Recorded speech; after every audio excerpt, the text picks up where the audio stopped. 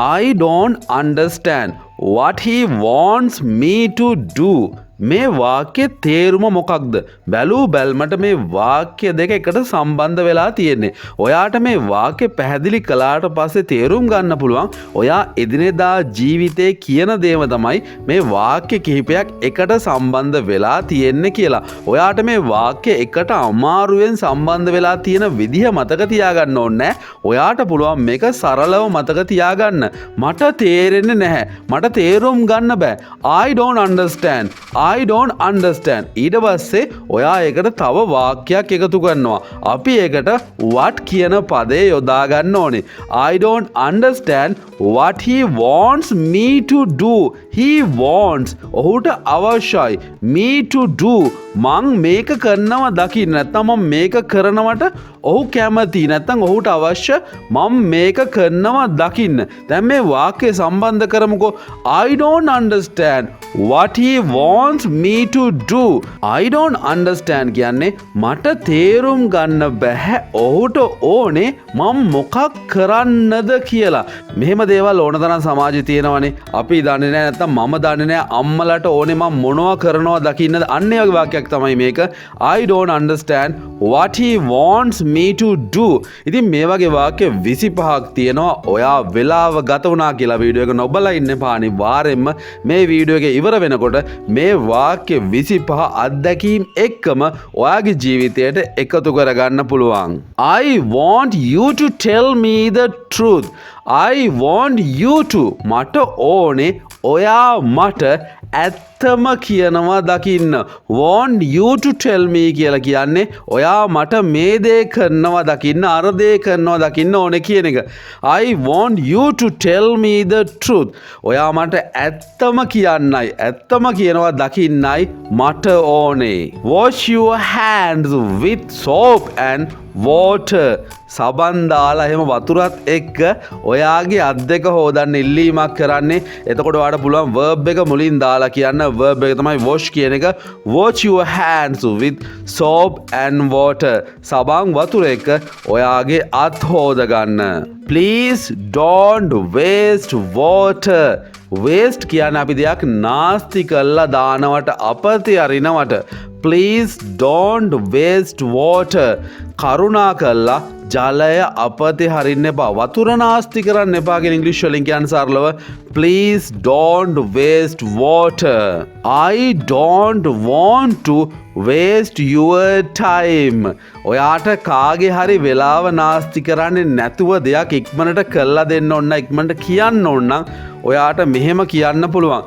මට ඔයාගේ කාලේ නාස්ති කර ඉන්න ඕනේ නැහැ. I don't want to waste your time. මට ඔයාගේ කාලේ නාස්ති කරන්න අවශ්‍ය නැහැ. No one can survive without water. මෙතනත් ඔයාට අලුතෙන් ඉගෙන ගන්න වචන කිහිපයක්ම තියෙනවා. survive කියලා කියන්නේ අපි ජීවත් වෙනවට, අපිට පුළුවන් නම් මැරෙන්නේ නැතුව ජීවත් වෙන්න. ඒක තමයි survive කියලා කියන්නේ.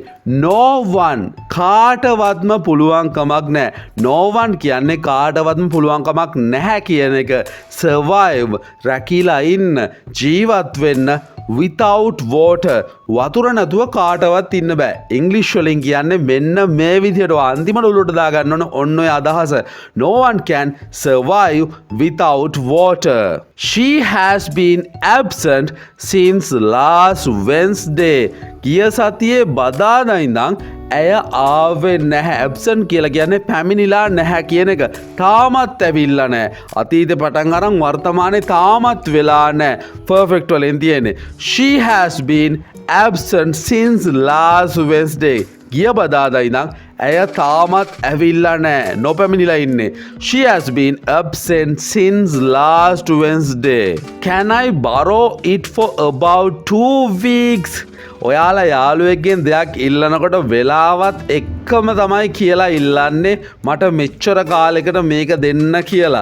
ඉතින් මොකක්ද මේකෙන් කියන්නේ? Can I borrow it? මට පුළුවන් දෙයක ඉල්ල ගන්න සති දෙකකට විතර about කියලා පාවිච්චි කරන්නේ විතර කියන්න.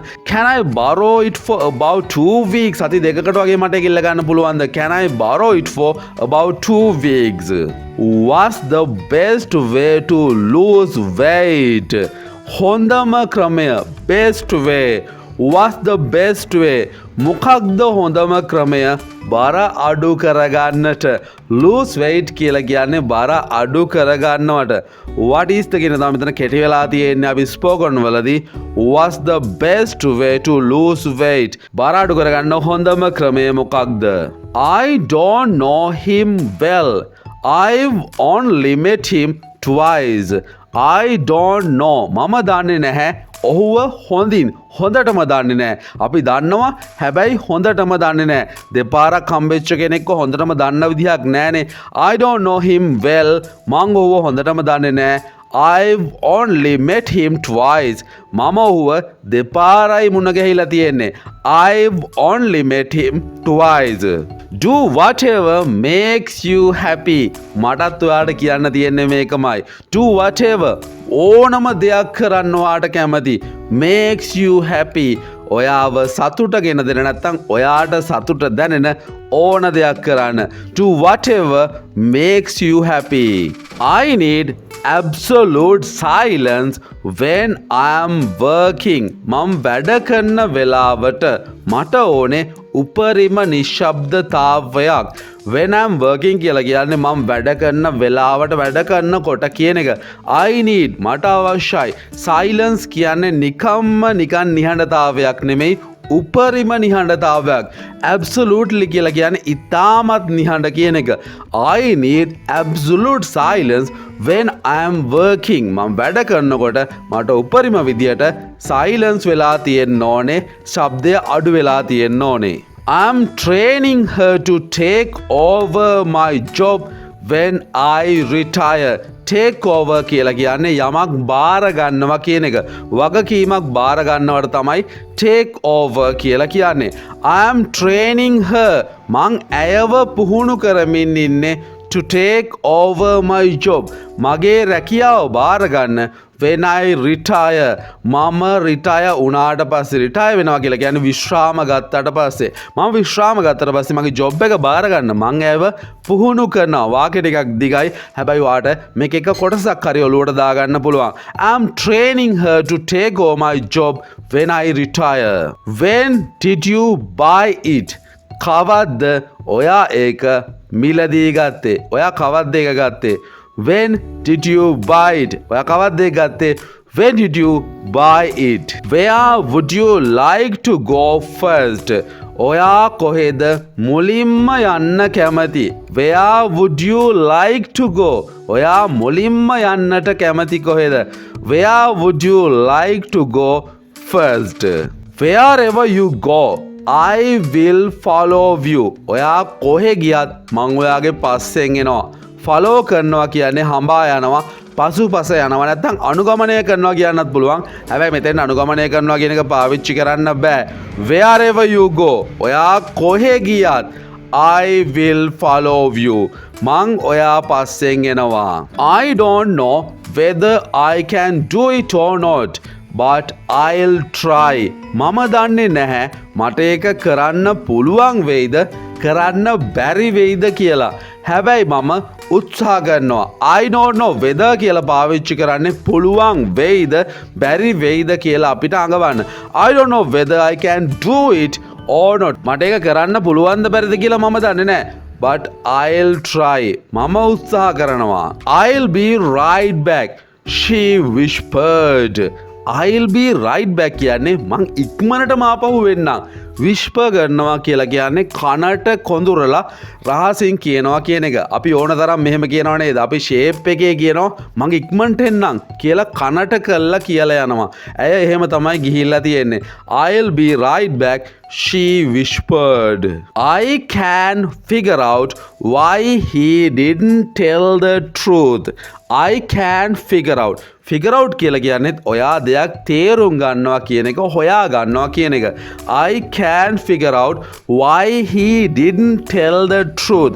මට හිතා ගන්නවත් බෑ ඔහු ඇත්ත කිව්වේ නැත්තේයි කියලා. මොකක් හරි හේතුවක් තියෙනවනේ බොරු කියන්නත්. I can figure out why he didn't tell the truth. ඔහු ඇත්ත කිව්වේ නැත්තේයි කියලා මට හිතා ගන්නවත් බෑ. You can see the whole city from this hill. හිල් කියන්නේ කන්දට ඔයාට පුළුවන් මුළු නගරයම දැක බලාගන්න නගරයම බලාගන්න මේ කන්දේ ඉඳන්. You can see the whole city from this hill. I do not expect a warm welcome. I don't කියන එකත් මෙතන පාවිච්චි කරන්න පුළුවන්. I do not expect a warm welcome. Warm welcome කියලා කියන්නේ උණුසුම් පිළිගැනීමකට. I do not expect. මම බලාපොරොත්තු වෙන්නේ නැහැ උණුසුම් පිළිගැනීමක්. I do not expect a warm welcome. You are too weak to do that. ඔයා නම් ඒක කරන්න හරිම දුර්වලයි. ඒ වැඩේ කරන්න ඔයාට බෑ. You are too weak to do that. Please give me a glass of water. අනේ මට වතුර වීදුරුවක් දෙන්න. Please give me a glass of water. මට වතුර වීදුරුවක් දෙන්න. Please give me a glass of water. Are you sure you don't want to go with us? ඔයාට හොඳටම විශ්වාසයිද ඔයාට අපිත් එක්ක යන්න ඕනේ නැහැ කියලා යන්න එන්න ඕනේ නැහැ කියලා. Are you sure you don't want to go with us? Nothing makes me feel more relaxed than a walk on the beach. සමහරුන්ට රිලැක්ස් වෙන්න නැත්තම් ටිකක් විවේක ගන්න හොඳම ක්‍රම තියෙනවා. මෙයාට මොකද්ද හොඳම ක්‍රමේ?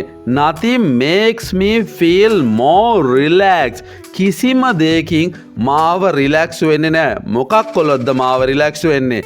than a walk on the beach. Beach එකේ ටිකක් ඇවිද්දොත් විතරයි මාව රිලැක්ස් වෙන්නේ. ඒකට වඩා රිලැක්ස් වෙන කිසිම දෙයක් මගේ ජීවිතේ නැහැ. හෙලෝ ෆ්‍රෙන්ඩ්ස් අනිවාර්යෙන්ම ලයික් එකක් දාගෙන යන්න වගේ අයිඩියා එකක් පහලින් ලියාගෙන යන්න සබ්ස්ක්‍රයිබ් කරන්න අපේ channel එකට. එහෙනම් අතර ගිහින් එන්නම්. හැමෝටම good luck. හැමෝටම goodbye.